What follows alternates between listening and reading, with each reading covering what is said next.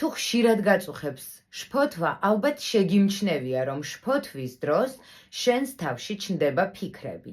ეს ფიქრები მუდმივად მეორდება და ტრიალებს შენს თავში და ალბათ დამეთანხმები, რომ ეს ფიქრები არ არის დადებითი შინაარსის. ყველაზე ხშირი ფიქრები ამ დროს არის ვგიჟდები, ცუდად ვარ, შეიძლება მოვკვდე. შესაბამისად ამ ფიქრებით იმის მაგივრად რომ დავშვიდდე უფრო და უფრო ძაბავ საკუთარ თავს. იმისთვის რომ სწრაფად დაიმშვიდო თავი, გამოიყენე პოზიტიური აფირმაციები. რას ნიშნავს პოზიტიური აფირმაცია? მაგალითად, არ ვგიჟდები, არ ვარ ცუდად, ეს ნეგატიურია. რატომ? იმიტომ რომ არის სიტყვა არ. გამოიყენე შემდეგი ფრაზები. კარგად ვარ, მშვიდად ვარ, ჯანმრთელი ვარ.